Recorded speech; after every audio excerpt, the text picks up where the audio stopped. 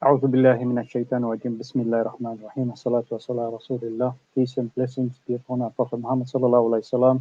Alhamdulillah, once again, Jazakallah to all our brothers and sisters who've taken their time out to be with us, Human Aid UK, for our live streaming on Facebook, inshallah. Yeah, you know, it's a very, very important month coming, the Hijrah, and inshallah, many of us are now contemplating and already made plans for our Qurbani, inshallah. So today we're going to have a very, very special session today. We'll get the opportunity for you to ask your questions directly to our Honorable Sheikh that's with us today. Inshallah, today we have Sheikh Haitham al-Haddad with us.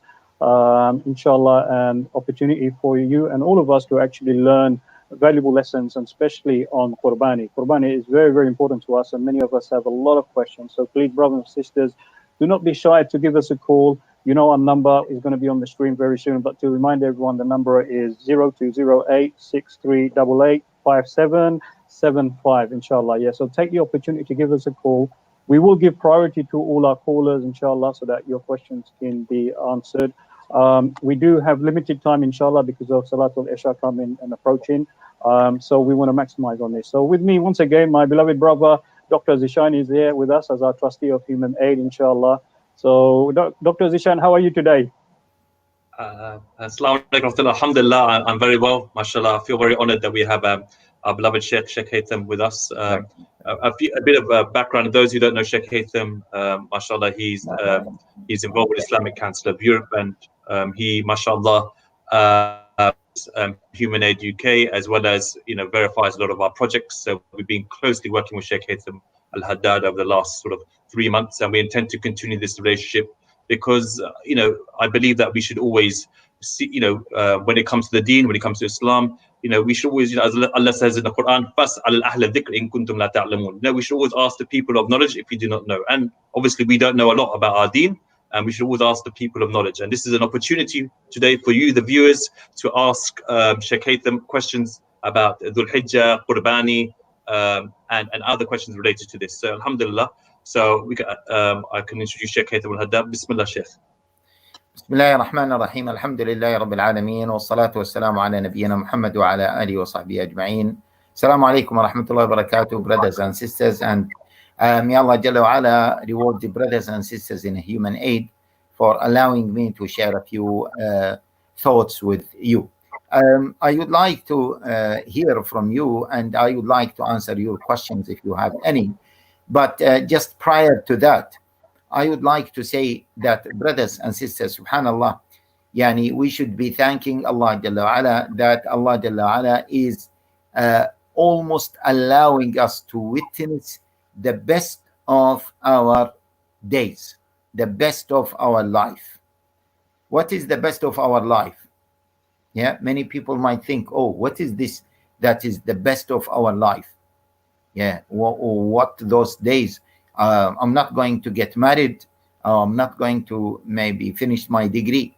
No, the best of our days are coming within just maybe tomorrow night. We will witness the first day or the day after tomorrow. The best days of our life is the first 10 days of the Hijjah. Yes, they are the best days of our life. The Prophet ﷺ said that the best days are the first 10 days of Dhul Hijjah, reported by Al-Bazzar, and it is an authentic hadith. And as the last 10 nights of Ramadan are the best nights whatsoever, those days, the daylights of those days are the best of the daylights for our entire life. And that's why the Prophet ﷺ also said that the days or the deeds in those days are the best deeds. So the companions, they understood that the Prophet ﷺ did not mean jihad here. So they said, oh, Prophet, doing good deeds on those days is better than going for jihad. So the Prophet ﷺ said, yes, doing good deeds, other deeds other than jihad is better than jihad, except for a person who left for jihad and he took all of his money with him, but he returned with none. Means he died as a shaheed and he lost his entire wealth during jihad. So that person, he is in the highest status, obviously. And that's why the early scholars used to put so much attention to those days. They said, don't switch off your lights during those nights, some of the scholars, which means that continue ibadah in the days and in the nights. And Allah Jalla wa Ala swore an oath by the nights of the Hijjah, wal Fajri wa layalin ashar. As Ibn Abbas and Mujahid said, those nights are the nights of the first 10 days of Dhul Hijjah. And one of the Sahaba, Anas ibn Malik, said fasting one day in those 10 days, obviously in the first 8 days of Dhul Hijjah, is like fasting 1,000 days. Each day is equal to 1,000 days. And then he said, and fasting the day of Arafah is like fasting 10,000 days. Allahu Akbar. Now, when they say this, it means that, or we hope that this can be extended to include all good deeds, which means that each good deed that you do in those 10 days, brothers, sisters, it will be minimum multiplied by 1,000 times. And in particular, or doing good deeds in the day of Arafah in particular, and maybe the day after that, which is the day of Eid, the reward might be multiplied by what? 10,000 times and more.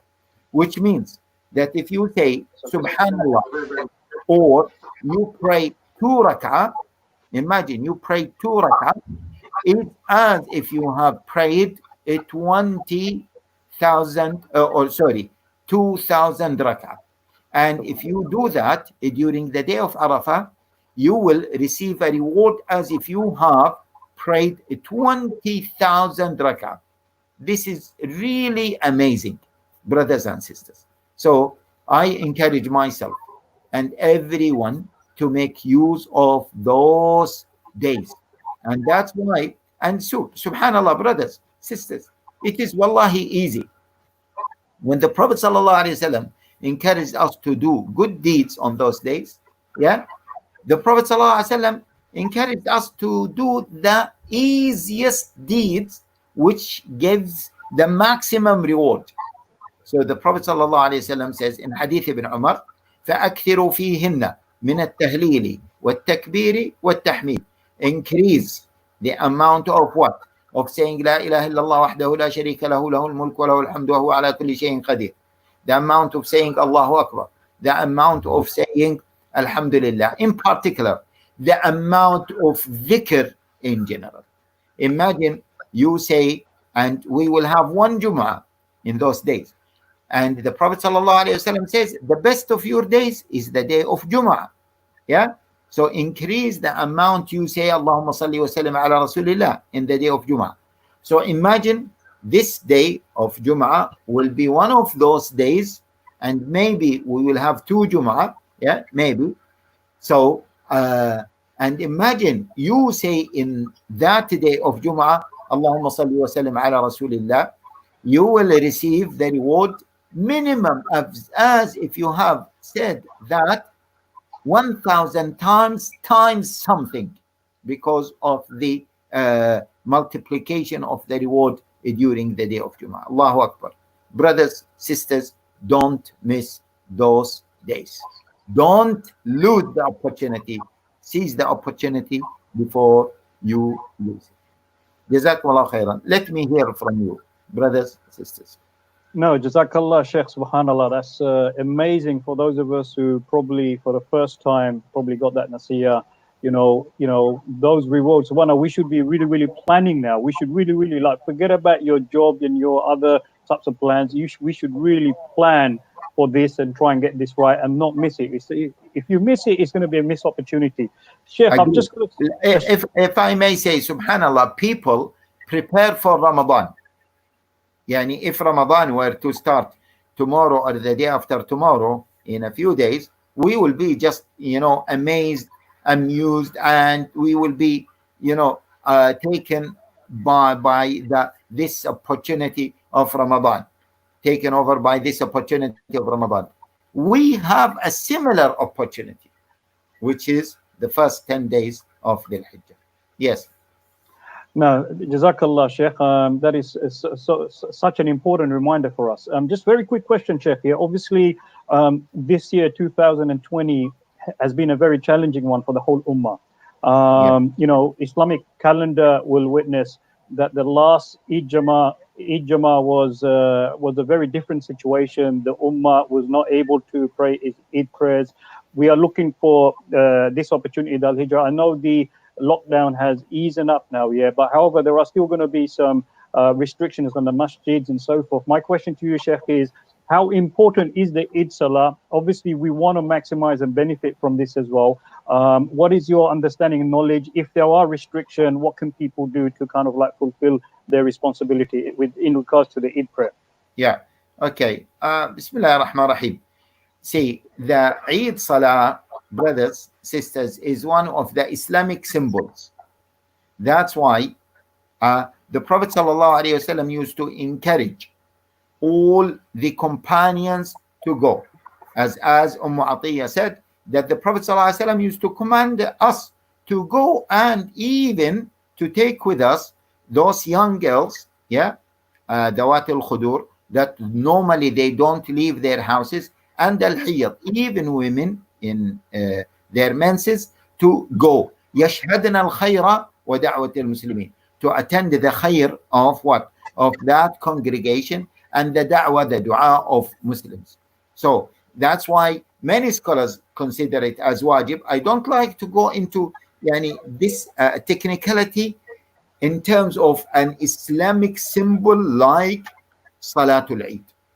Now, it is very unfortunate, brothers and sisters, I have to say that so many masajid are not ready, or they did not make themselves ready to open for the Eid Salah. They want to open after the Eid Salah. And I have made it clear that those in charge of the masajid, the masjid committees, and so if they do not facilitate general congregational prayer, and in particular the Eid for Muslims to pray, to pray the Jama'ah or to pray the Eid, they will be sinful. They will be sinful because they are not allowing people, while there is no legal restrictions to access the masajid, they are not allowing people to access the masajid, and to claim that they are doing this to protect people health-wise. Come on, wallahi, it became a joke. Yes, please, masjid committees, please listen, it is a joke. I myself, yesterday, I went to the park, in Regent's Park, Regent's Park, and next to the masjid of Regent's Park, because I said maybe Salah time comes, I will join the Salah there. People are in the park, there are many Muslims there, and no one is observing this social distancing, but the masjid is closed. Why? Because of social distancing, or because they are not ready for the preparation for Salah. Does that make sense?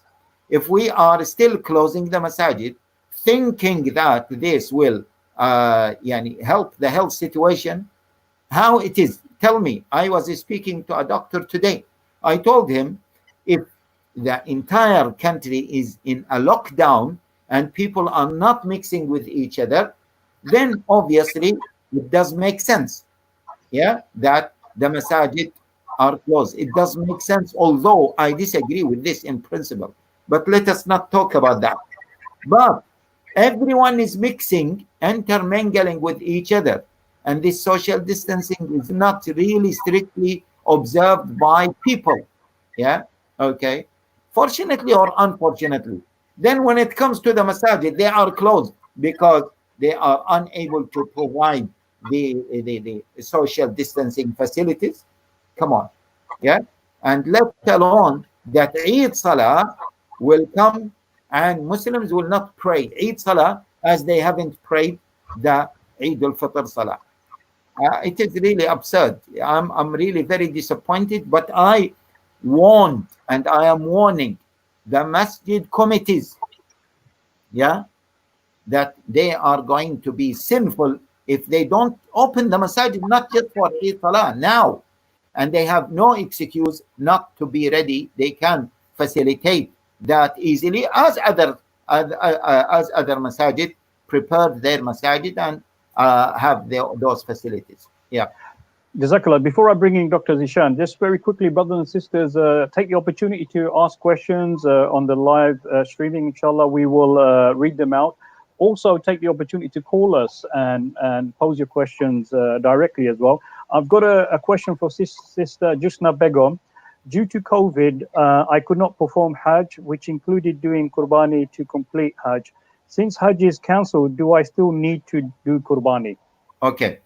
Yeah. Bismillah ar-Rahman ar-Rahim. This is a good question. Brothers and sisters, let us understand, okay, that there are different types of Qurbanis. During these days, yeah, Dhul Hijjah days, there are 3 types of Qurbani.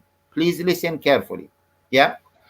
Qurbani not related to Hajj, which is the Udhiyah. Yeah. And Qurbani related to Hajj, which is the Hadi for those who combine between Hajj and Umrah. Yeah. Okay. Tamattu and Qiran. Those who do Tamattu and Qiran, they have to do the Qurbani. Yeah. And then we have Qurbani or sacrifice as a compensation if you make a mistake during Hajj. Certain mistakes have to be compensated by what? By a fidya. That is called a fidya. So these are 3 different types of Qurbanis. Now, the last 2, yeah, they will be done if you go to Hajj only. But the first one is recommended to be done by everyone. And Ibn Umar radiallahu ta'ala anhu said that the Prophet sallallahu alayhi wasallam continued for 10 years, okay, sacrificing the Udhiyah on the day of Eid. Yeah, okay. And one time he, after finishing the khutbah of the Salah, he came down and he sacrificed 2 big, mashallah, rams. Yeah. And one time he sacrificed 1. Okay. So that is the Udhiyah. And there is a hadith regarding the Udhiyah. Some scholars said it is not that very strong, but some scholars said it is acceptable that the person doesn't do anything on the day of Udhiyah better than sacrificing the Udhiyah. The Udhiyah is a ram, a sheep that has reached the age of 6 months and above. That's why here in Europe in general we have a problem with that, because sheep, ram, normally they are born, yeah, and the breeding takes place after during the March, February, March. So maybe the age, yeah, the age of most of the rams and sheep has not, and the sheep has not reached the age. So this is a problem for us here in Europe. Apart from that, okay, we can, if we have in normal circumstances, we can sacrifice a ram, a sheep, a goat even, yeah, that reach the age, or 7 people can go for 1 cow, and this can be done in other countries, and we recommend that this to be done here, okay, if the cow reaches the minimum age of 2 years, 7 people can participate in slaughtering a cow. Obviously they cannot do that, but they can appoint or they can go for certain arbitra that do that, or they can allow or assign one of the shops to do that, or obviously a camel, and the camel is not done here. Yeah. Okay. So the Prophet ﷺ said that on the day of Eid, no one does any good deed better than the deed of what? Of sacrificing the udhiyah. And the Prophet ﷺ says that the blood of the udhiyah reaches Allah. What does it mean, reaches Allah? The reward, will be granted, before the blood falls on the ground. So brothers and sisters, try. Even Imam Ahmad was asked about a person to borrow money in order to sacrifice the udhiyah, and he said, go for that, because he is applying the sunnah. Jazakallah, Sheikh. Dr. Zeeshan? Jazakallah khair, Sheikh. Just two questions I've got here. One is, it's a common question. Is the Qurbani, the udhiyah, wajib, or is it a sunnah? That's the first question. And a second question from Sister Regina Begum is that, is it better to give the Qurbani, the udhiyah, to the country that you're from, like Bangladesh or Pakistan, or is it better to give it to the country most in need? Those are the two questions, Sheikh. Okay. The first question, I answered it. Okay. I said, brothers, sisters, it is a highly recommended practice of the Prophet ﷺ. The Prophet ﷺ did it for his entire life when he was in Medina. Some scholars believe that it is wajib. Some scholars believe that it is not wajib. Do it. Okay. The conclusion, do it. The other thing, where to do it.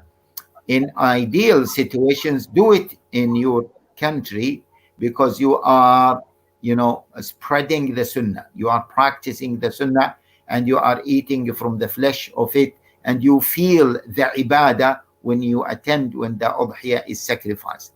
Okay. Especially if it is sacrificed in front of you or by yourself. But obviously here, most of the people can't do that. And as I told you, because of the now limitations regarding the age of the sheep or ram, because of the season, so there might be an issue regarding that, and most likely the brothers, they wouldn't be able to find the right ages, and the farms, they wouldn't be able to find the right age of the sheep or the rams. So what to do? Either we go for cows, or either you do it in another country. Now, which country? The best thing is to go for the most needy countries.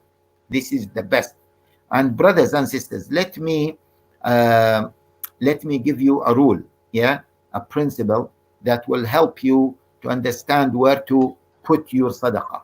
The best sadaqah is the most needed sadaqah, which means that, if there is a person who is in a very desperate need for something, and that need is a very high need, very critical, he's in a very critical situation, such as he is going to die if he doesn't eat. If you do not provide him with food, he will die because of thirsty, and you will be providing him with water.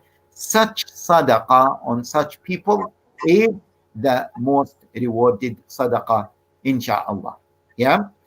Because even some scholars said that it is wajib to give people in need, in such needs, money. So let us not get into that debate, but that will be the best sadaqah. So I always say, brothers and sisters, go for the most needy, in your sadaqah, in your qurbani, in general, except with certain exceptions, that if you have some relatives, not very close relatives, no, far relatives, cousins, etc., who are in a very difficult situation, then go for them and help them. Jazakallah khair, Sheikh. Another important question is that on the comments is that do you have to? Is it wajib to give the name of the person doing the udhiyah? So when we, or because we work in the charity sector, or is it you don't have to give the name of the person that the udhiyah is being done on behalf? No, it is not necessarily to give the name, but it is important, or it is, sorry, not important, it is a condition to sacrifice that with the intention that this is an udhiyah on behalf of the person who donated the money. Yeah, okay, we might not be able to identify him, but we know, for example, that, let us say, just take this scenario, yeah, that 10 people donated to for 10 udhiyah, yeah, and so you took the money in Bangladesh or Syria or Gaza, yeah, you assign someone to sacrifice 10 udhiyah for you. So it is enough that they will be sacrificing or slaughtering those 10 udhiyah on your behalf for those 10 people who donated. Now, obviously, they cannot say that udhiyah number 1 is for A, udhiyah number 2 is for B, udhiyah number 3 is for C. That is not possible. But as far as they sacrificing each one as an udhiyah on behalf of the person who donated money for it, yeah, inshallah, that will be, yeah. Jazakallah, Sheikh. Just before Dr. Zeeshan comes in, mashallah, the Sheikh has identified a principle of the most needy. Subhanallah, I'm gonna try and get the screen up to show you the countries that we're actually providing Qurbani, which is very important because we have chosen all the war-torn countries, the victims of war, people have been oppressed. Not only that they are in dire situation with poverty and hunger and starvation, they have oppression upon them, and also they are doing their best to survive as victims of war, inshallah. So if we can get the screen up so that people can quickly see the countries that we are actually providing the Qurbani for, and then also we can have the discussion afterwards. Me and Dr. Zeeshan will have a discussion regarding how we can actually support those areas, those countries with our Qurbanis as well, so that some of these countries may not have access to meat as well. So we will discuss that a little bit later on as well. Dr. Zeeshan? Yeah, Jazakallah khair. Just a reminder to the viewers, we do have it is a phone-in session with the Sheikh. If any questions that you do have, please don't be shy. The number we have is 0208 683, 0208 638 8575. It's on the screen as we speak. So please, it's an opportunity for you to call in and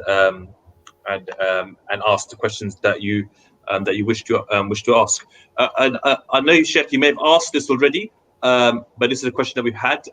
Should every individual adult in a household do an udhiyah, do a Qurbani, or is it just the head of the household? Okay, so brothers, sisters, yeah, the general rule, please listen to this because so many people ask this question.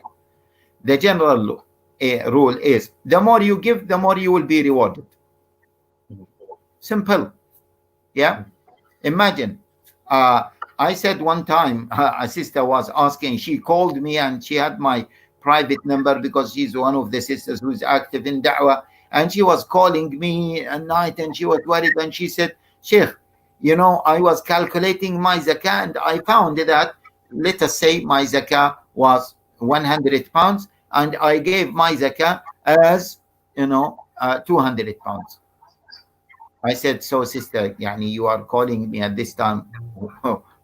What is the question? She said, this is the question, Sheikh. Yeah, I gave more. I said, yeah, Allah will punish you because of that. Yeah. So she said, oh no, Sheikh, are you serious? I said, I don't know. Ask yourself. Yeah. Allah will punish you because you gave more money to the poor and needy people. Sheikh, we have a caller, inshallah. Let's take the caller. Yeah, impossible. So the point is, yeah, just quickly, yeah, or let us take the caller. Inshallah, yeah. Okay, Jazakallah. Salam alaikum. Hello, salam. Wa alaikum salam. Your name and where are you calling from? I'm calling from Tooting, and my name is Mrs. Siddiqui. Jazakallah, sister, for calling, inshallah, yeah. Your valuable question. I just wanted to know if you can do one, do you have to do one Qurbani or can you do more? Is there a limit on Qurbani? Yeah. Okay, Sheikh, I think it's something that you were explaining already, inshallah. Yeah. Sheikh, so if you, sister, listen. Yeah, so I was saying, brothers and sisters, the rule is, yeah, by the way, the deen is easy. Yeah, the deen is rational. Don't think that our deen is irrational. So imagine a person is giving more sadaqah. A person is giving more Qurbani. So instead of slaughtering one, he is slaughtering or she is slaughtering 10. Yeah? Well, is he going to be punished for that? Obviously, he will be rewarded more and more. Imagine our house. Yeah? I have the ability. Imagine I have the ability to sacrifice mine. My wife has the ability to sacrifice hers. My children who are working, for example, or they are earning money, they are sacrificing, okay, on their behalf. Especially if it goes to needy countries, yes, countries in dire need, then obviously this is great. This is great. Do that, yeah. There is no limit. Inshallah, it's clear, yeah. Which country is the most neediest? Because I'm confused at the moment which one, because I was looking at them and I wasn't sure which one I should do. Yeah, the brothers, inshallah, just stay tuned, okay? And in a few minutes, the brothers, they will show some of the countries and inshallah, what they are going to do regarding that. Yeah, just stay tuned, sister. Inshallah. Jazakallah, sister, for actually calling. Jazakallah. Okay. Sheikh, we've got another question on the screen. Yes, go on. Is it permissible to give udhiyah Qurbani on behalf of your deceased mother or father? Yeah, okay. Again, you brothers, sisters, please listen to this. Yeah, please listen to this. Whenever you give sadaqah, give it on behalf of yourself first and on behalf of everyone you know, every relative of yours, and if you want even more, on behalf of all Muslims. Yeah. Jazakallah, Sheikh. Because of time, even the udhiyah and Qurbani, do it on behalf of yourself, do it on behalf of the people around you, and on behalf of people whom you lost, your father, mother who passed away. Yeah. Jazakallah, Sheikh. Very important. Just because of time, I'm trying to manage your time as well, Sheikh. Very quickly, last question. There is a lot of people saying about the last 10 days of like cutting hair and nails. Who does that apply to? Is it only for those who are participate in Hajj? Is it for those who want to also participate, or is it just for those who are doing the Qurbani? Okay. Very quickly, and then you can summarize, Sheikh, because obviously Salatul Isha is coming in very soon. Brothers and sisters, please don't worry much about this ruling. Yeah? If this is applied on the person who is going to pay for the udhiyah. Yeah? So if you are planning to pay for your own udhiyah and the udhiyah on behalf of others, then that is applied on you. However, if you don't do it, that is not a problem. It will not affect your udhiyah. Yeah? It will not affect. If you were not planning, and that's why you were cutting your hair, your nails, and then you thought of the udhiyah, or someone told you about the udhiyah, and you said, but I cut my hair or I cut my nail. Don't worry. Just do it. Yeah? Don't worry about that. Just do your udhiyah. Jazakallah, Sheikh. Obviously, I know you're going to depart from us. Very quickly, your last word. Jazakallah khair, brothers and sisters. Because the brothers in Human Aid are working on this important field, which is supporting others. Wallahi, Now many people are asking, and they are suffering because of these financial constraints, and they are worried. Brothers and sisters, do you know the solution for your financial needs? Yeah. What is the solution? Even the solutions for economy, and I will be writing about this, is what? Is to give for the sake of Allah Jalla Ala. You want a solution for your poverty, yeah, and for your low income? The more you give, the more you will receive. As simple as this. You want better income, give more. Allah Jalla wa Ala, yeah, says in the Quran, فَمَنْ قُدِرَ عَلَيْهِ رِزْقُهُ فَلْيُنْفِقْ مِمَّا آتَاهُ اللَّهُ. The one who has limited resources, limited income, if he wants to have barakah and more income, he should, even from this limited income, he should give for the sake of Allah Jalla wa Ala. Every single day, brothers and sisters, listen, every single day, 2 angels come down. One of them is making dua, Ya Allah, give more for those who give. So you have limited amount of money, you want to increase it. The best business, not in the akhirah, not in Jannah only, no, in this dunya. The best business to increase your wealth in this dunya is by what? By giving sadaqah for the sake of Allah Jalla wa Ala. And the udhiyah is one of those types of sadaqah, and it is the most important sadaqah on the day of Eid in particular, and it will become even more virtuous if you do it or you give it for the needy people, and there are thousands or millions of them around the Muslim Ummah.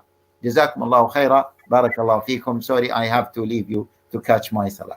Assalamu alaikum wa rahmatullahi. Wa alaikum salam wa rahmatullahi wa barakatuh. Jazakallah, subhanallah, barakallah, yeah. Okay, very quickly, for all our brothers and sisters, inshallah, while the Sheikh departs, inshallah, is very informative, and inshallah, in a very small space of time, we've managed to get a lot of the answers. Inshallah, you know the virtue of this, subhanallah, like, please, brothers and sisters, don't miss out on this. Yeah? Do not miss out, plan your time, plan your diary, and try and get this in, and encourage and motivate others to do so. Yeah, Dr. Zeeshan, are you still with me? Yes, mashallah. Dr. Zeeshan, you are not going nowhere. Upon the advice the Sheikh gave about if you want to improve your financial affairs and improve your risk, then you should try to give sadaqah. And obviously in a capitalist mentality is like you should save your money, save. But the Sheikh's giving the advice that, look, we should give some of our wealth in order to increase our wealth. So subhanallah, this is an opportunity that we shouldn't lose out upon. Obviously, we know that the udhiyah, I know the Sheikh kept using the term udhiyah, but this in the Arabic, udhiyah means sacrifice. In the Indian subcontinent, the same word is Qurbani. So Qurbani, udhiyah is the same meaning. So Qurbani, we have an opportunity to give Qurbani. Some scholars, the Hanafi school of thought, will say that it's wajib on every single member of the household, whereas other schools of thought differ. They say it's highly recommended. So, but anyway, as the Sheikh was saying, look, the more you give is better. So if you have, if you have the financial means, then give for example, head of the household. Maybe the wife can also give it as well. It's only £35. £35 for a small animal in Somalia. Other countries are £100 and above. Sure. So you see the price list on the screen. Dr. Zeeshan, very quickly, just for the, our brothers and sisters, please do go to the Human Aid webpage. Our Qurbani pages will explain all our countries. Mashallah, we've got Syria there, we've got Lebanon. Syria for small animal is £145. Lebanon, £145. Gaza, subhanallah, and I'll explain, and me and Dr. Zeeshan will discuss this, because obviously the sisters raised a very important point. Gaza, £280. For a small, Somalia 35, Bangladesh 125, Rohingya 130, Yemen 100, and the Uyghur Muslims 250. Now that's for the small animal. Then the large animals, you can see the prices there, and also for 1/7 of the shares, all the prices are there. Now the question may come: why is Gaza expensive? Why is Syria expensive? We will discuss that later on. So in this time, just want to very quickly get you to see our Qurbani video, inshallah, so that will give you a glimpse of what we are doing as Human Aid in regards to Qurbani and how the Qurbani is being distributed. As the time of Eid al-Adha approaches, many will be looking to fulfill the sunnah of the Prophet Ibrahim alayhi salam. With Human Age UK, what matters to us is that we help you fulfill this act of worship in some of the most needy parts of our planet.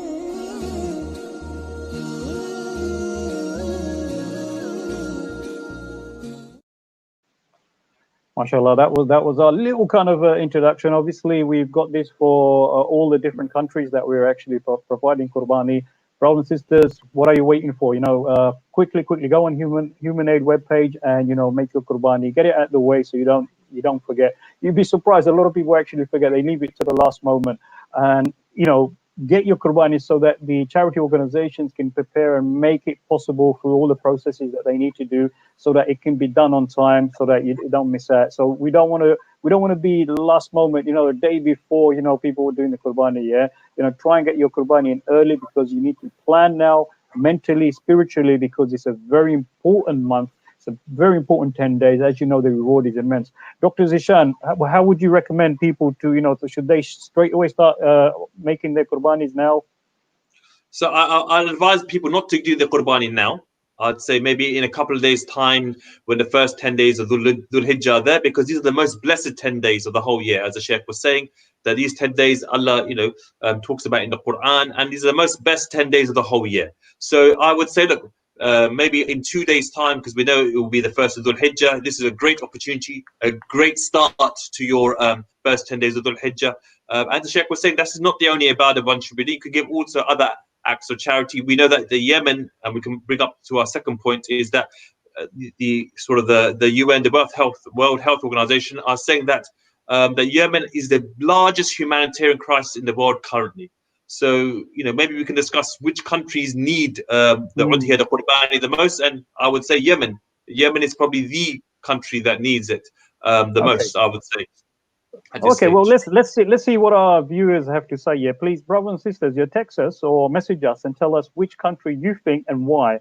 More importantly, what will be good is if you can give us a call and give an explanation, because we all may have a different perspective. Sometimes we see some countries, they don't receive a lot of Qurbanis. Some countries, the meat is so scarce that it's so expensive. To give you an example, Gaza. Okay, Gaza meat is so expensive. Even the smallest animal is very expensive. So, brothers, sisters, you have an opinion, please, message us. Let's discuss this and let's see if we can come out with a solution. I mean, I've got my take on this. Obviously, Dr. Zeeshan has got his take on this as well. Alhamdulillah, Human Aid has provided a overarching structure, which is the countries that we're actually providing Qurbani are very, very needy countries. Subhanallah, we could expand on it, but we think that these are the countries that, because they're in war-torn countries, we've given it a bit more significance and more priority. Because on one hand, you've got people who've got basic poverty. On the other hand, you've got people who've got poverty, but they've got bombs dropped on them. They're going to get shot. They're actually got no food. There's like starvation, like a lot of disease in the refugee camps and that. So, there's loads of issues that give their criteria a little bit more seriousness to it. Inshallah, Dr. Zeeshan, obviously the 10 days are very important. Mashallah, some people, got this information that, like it's a lot of reward, 1,000, rewards they get if they do this, how can we, plan and make preparation for this? What kind of things? I mean, is it easy to do, or, For the first 10 days of Dhul Hijjah or the Qurbani specific, Abjol? The first 10 days. Yeah. I mean, that sounds easy to me. Yeah, I mean, like anything, it's a bit like Ramadan. As the Sheikh was saying, that people get prepared for Ramadan and they're ready for it. Whereas the first 10 days of Dhul Hijjah, I'm not saying neglect it, but they don't give it the same amount of importance. And we should, if we get into a frame or mentally we get into a state whereby we're going to treat the first 10 days of Dhul Hijjah like the 30 days of Ramadan, then that would be an excellent start. That's the first thing. So mindset for anything. Abjol, I know you do a lot of cycling, and you do a lot of cycle challenges, but you don't just just go on a bike and cycle to Brighton, for example. You prepare for it and you have a preparation. Likewise, the first step is mentally. You need to mentally prepare. Then before you cycle, you start some short cycle distances first, and you do some stretching exercises. Make sure you eat appropriate meals. Same ways with the first 10 days of Dhul Hijjah. You maybe prepare for it now by having a time to what do you want to get out of it in 9-10 days time. So obviously Qurbani is one thing. You might want to get back to reading Quran that you may have neglected in the last 6 weeks or so. You may wish to, for example, now that the masjids are open, it's a unique opportunity. In Ramadan, the masjids were closed. It's a unique opportunity to go to the masjids now. The masajid, we can restart that habit that we may not have that we may have lost over the last sort of 6 months, or which we didn't have due to the lockdown. So these are some things that we can do. Also dhikr, when we are, we know that dhikr is really important. Dhikr is a form of ibadah. Also dua. We know the hadith of the Prophet ﷺ, dua is ibadah. It's an opportunity to make dua as well. Fasting as well. There's multiple things, but have a plan. Don't put everything down on a list. Don't write it all down, but write down the key things that you want to achieve after 8-9 days of Dhul Hijjah. On the day of Eid, you could feel that you walked down these 9-10 days of Dhul Hijjah achieving something beneficial. So this is just my general advice to myself and the viewers. Just have a plan, write it down. It might take you 5 minutes on your phone. Just write it down and review it after every day. At the end of every day, are you meeting that target in order to benefit from that, inshallah? Yeah, Dr. Zeeshan, correct me, right. For example, if I, plan to do my salat in Jama'ah, okay, try and make sure I do all my sunnah and try and do a little bit more nafal prayers as possible. The Sheikh said, if you fast, you get a lot of reward as well, isn't it? Yeah. And those of us who've got to go to work, we're actually working, whatever, we can still do the zikr. Zikr is quite easy to do. It's not something, it doesn't take a lot of effort. You're constantly reminding, you can do zikr, you can do it on your fingers, You use an example of cycling. Let me use the cycling as well. Every time you pedal, you can say zikr. Every time you're going up a hill, you can do zikr. It's also enshrined in our sunnah as well. So every work you're doing, gardening, you're doing sewing, whatever you're doing, you could be constantly remembering Allah subhanahu wa ta'ala, which will classify as zikr as well. Very easy. And then obviously, not neglecting your salah, like making sure that you increase that 10 days, the reward is immense. In the early part of the discussion, the Sheikh mentioned about, the masjid being closed, and some mosques, there are restrictions in that, yeah. And obviously, there are difficulties. Not all of us are going to get an opportunity to pray Jummah because there's going to be restriction on how many people can go into the masjid and that, because there's very, very strict criteria involved. But can we not, as a community, think about, obviously, Eid Salah could be prayed outside in the park. Could we not, try and get permission? Because, in the open fields and that, you can have your distancing or whatever, even though in the beaches and places like that, they're not really fulfilling any of the, like the social distancing and that. But yeah, we can follow the book and kind of like do our best to make sure, we're contributing. Abjol, one thing about this point, we have to be very careful about maintaining our social distancing when we do Eid Salah publicly. It's really important because it only takes a photograph or a video from right-wing media, and it will be an excuse for them to bash Islam, bash Muslims, and we want to make sure that if we are going to do that, we must maintain social distancing. We must, have that 2 meters apart. Otherwise, we don't want to be shooting ourselves in the foot. Definitely, Dr. Zeeshan. Alhamdulillah, the Muslim community have been at the forefront in maintaining social distancing, and that's why a lot of people are very annoyed. And some people's opinion is that, look, the Muslim community is like following the rule to the, like to the dot. And then when we see things around us, it's not the same. But irrespective of that, we have a duty and responsibility. But obviously, we also want to benefit from the ibadah. Let's make it safe for us. If there are opportunities, I'm praying Jummah outside now myself, and it's, and it is very difficult to tell people not to come close to you, but you do your best to try and remind them in that. But whatever situation, we're in a difficult, challenging time now, alhamdulillah. But we still got to do our Qurbani. We still can, do our ibadah. We still can pray Jama'ah at home with the family. So we should try and do that, so that you still increase it instead of doing it a single salah. Do it in a Jama'ah with the family, so you'll get the reward. So those practical things, if we've got the plan, like Dr. Zeeshan is saying, that if we plan it in our head, then we can work around it. And it's also, think of it, education for our children as well. Our children need to know the Islamic calendar. They need to know what the significance of the Hijrah is and the virtue of it. And if we are practicing it, they will understand it. They will know it. Tell them, give them nasiyah and so forth. I just wanted to take this opportunity to thank our brothers and our brothers from Manchester and Oldham. There was a cycle ride they did today, mashallah. A group of them got together and I believe they're raising money for Yemen. MashaAllah. So may Allah subhanahu wa ta'ala reward the brothers from Manchester and Oldham for this sort of cycle ride that they did today. Inshallah, Ameen. Abjol, I know that you're doing a cycle challenge or something coming up. Yes. Just enlighten the viewers about this from over the next minute or two, what this is about. No, inshallah, jazakallah. Yeah, first of all, big respect to all the brothers in Manchester, in that area, for doing the cycle challenge. I know cycle challenge is not easy, it's hard.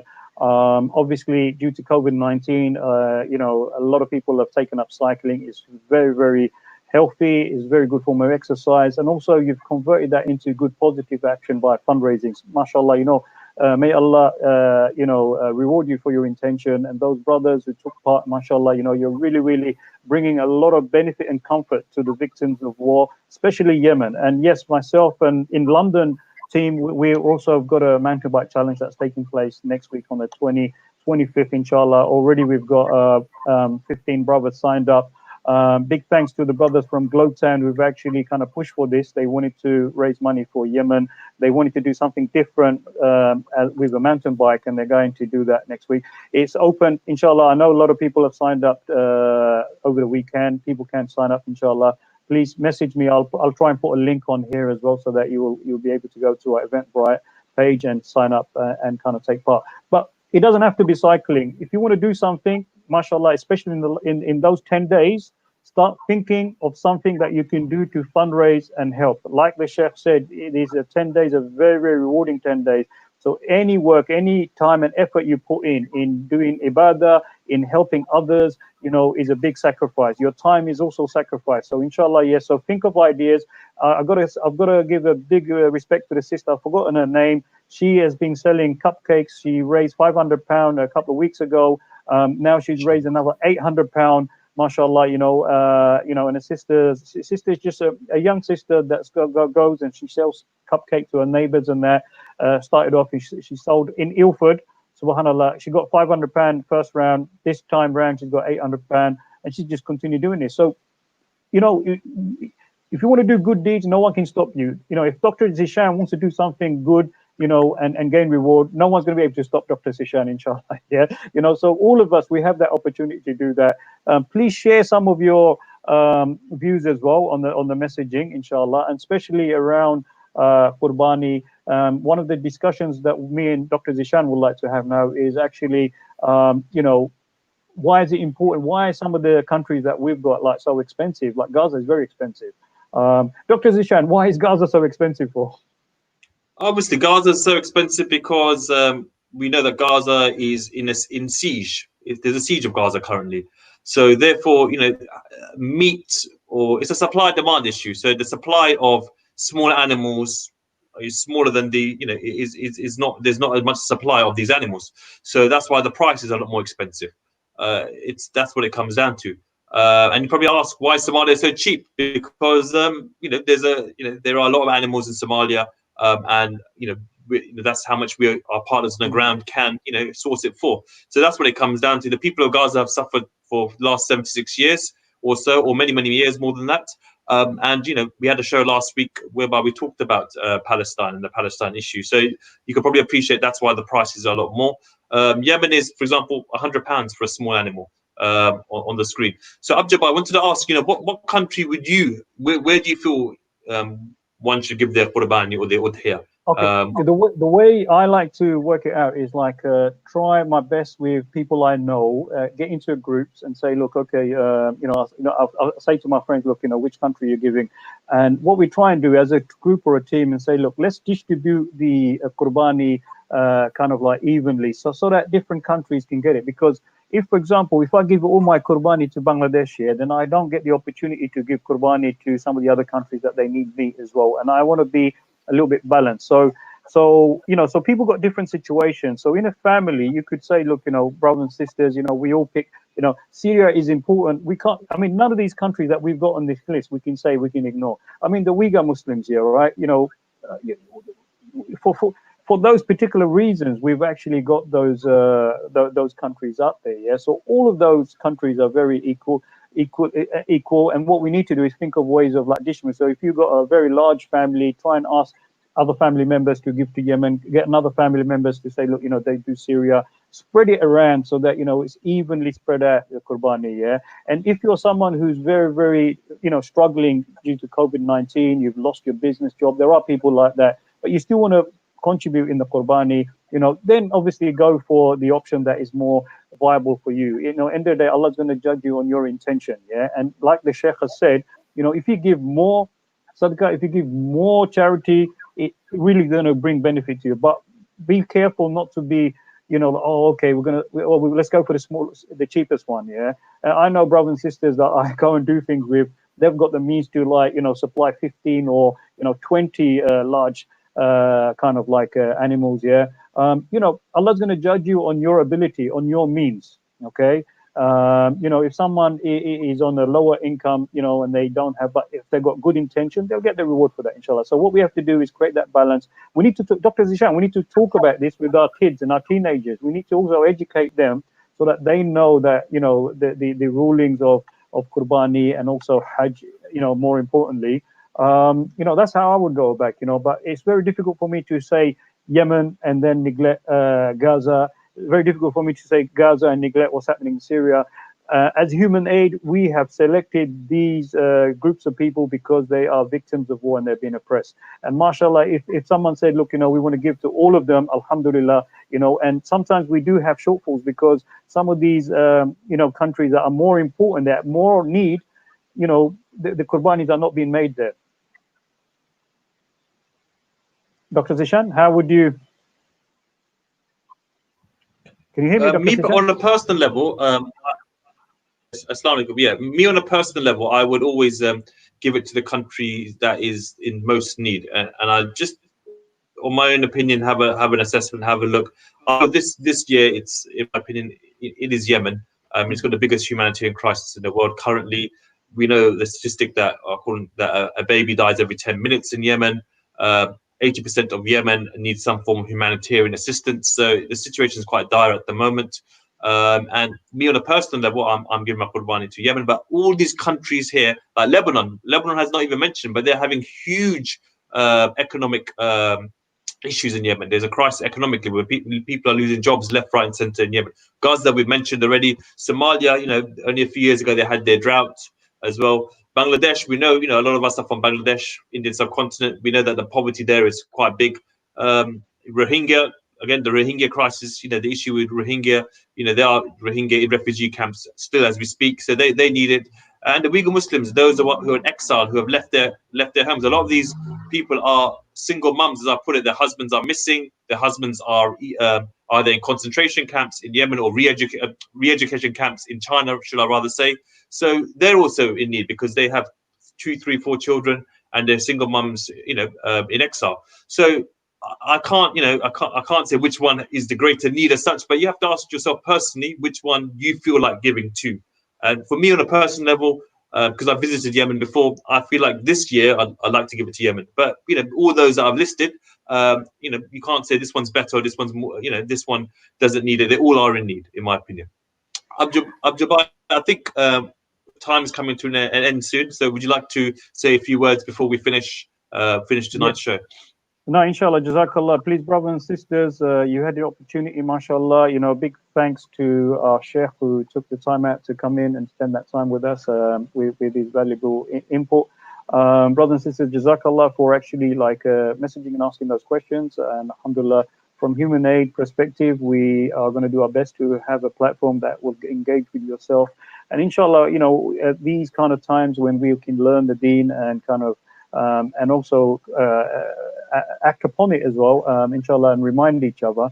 It's a good opportunity, inshallah. Yeah, so big jazakallah to everyone, and also all the brothers and sisters who are continuously supporting and fundraising for Human Aid for various different projects or programs. And also, you know, if you have more ideas how you can fundraise, look, you know, we're up for suggestions. If you want to get together, form a group and do something, you know, use your hobby to fundraise. You know, these countries are dire. We need to constantly support them, inshallah. And we will do our best, and we will support you all the way from Human Aid staff members and volunteers as well, inshallah. On that particular note, I'll give my salam to everyone, inshallah, and I'll ask Dr. Zeeshan to conclude, and brothers and sisters, please do go and visit the Human Aid webpage so that all the information will be there.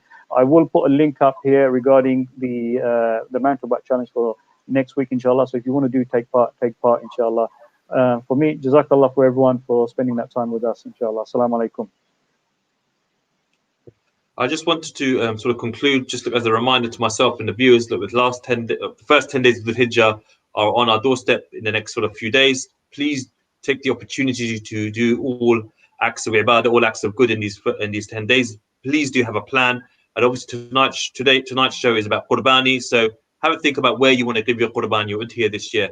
So I'd like to say Jazakumullah khair to all our viewers. I'd like to thank Sheikh Haitham al-Haddad from Islamic Council of Europe for giving up his valuable time answering our questions. And until next time, Jazakumullah khair. Subhanaka wa bihamdik, ashhadu an la ilaha illa ant, astaghfiruka wa atubu ilayk. Assalamu alaikum wa rahmatullahi wa barakatuh.